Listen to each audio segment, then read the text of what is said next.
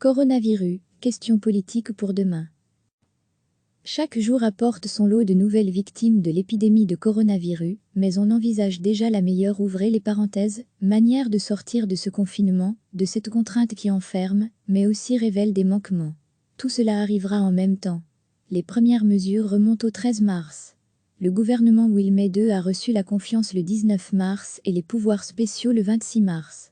Le pays fonctionne pourtant toujours sur base des mesures décidées mi-mars, et le Supercairn, avec les présidents des 10 partis associés au gouvernement fédéral, le temps de l'épidémie, reste réduit à approuver 9 arrêtés royaux, qui viennent habiller légalement des décisions déjà prises sur les prêts hypothécaires, les sanctions administratives ou les délais de justice.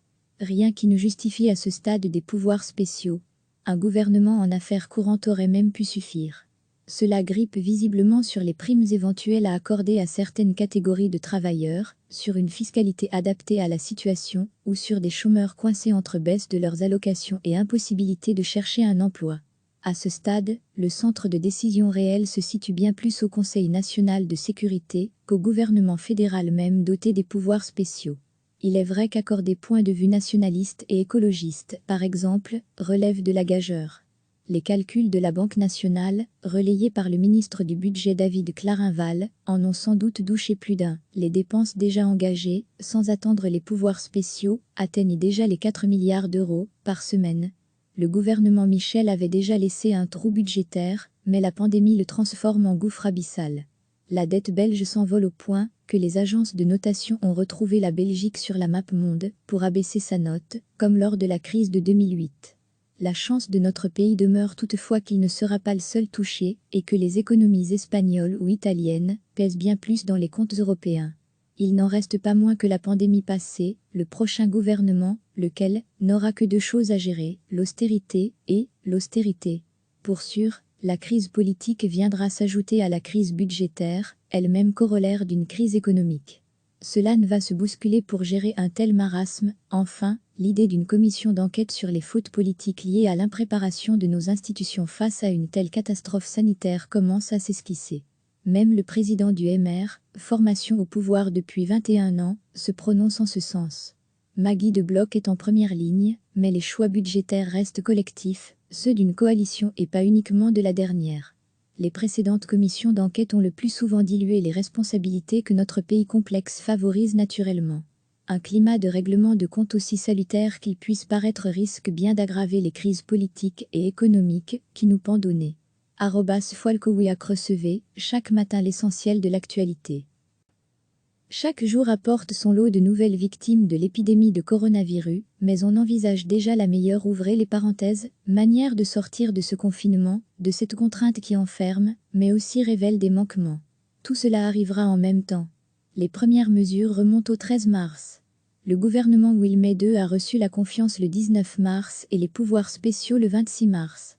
Le pays fonctionne pourtant toujours sur base des mesures décidées mi-mars, et le Supercairn, avec les présidents des 10 partis associés au gouvernement fédéral, le temps de l'épidémie, reste réduit à approuver 9 arrêtés royaux, qui viennent habiller légalement des décisions déjà prises sur les prêts hypothécaires, les sanctions administratives ou les délais de justice.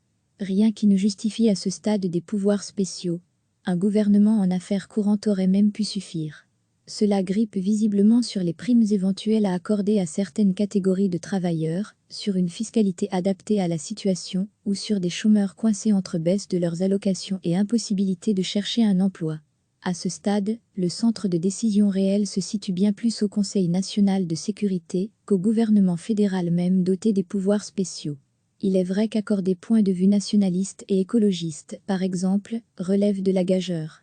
Les calculs de la Banque nationale, relayés par le ministre du Budget David Clarinval, en ont sans doute douché plus d'un. Les dépenses déjà engagées, sans attendre les pouvoirs spéciaux, atteignent déjà les 4 milliards d'euros par semaine.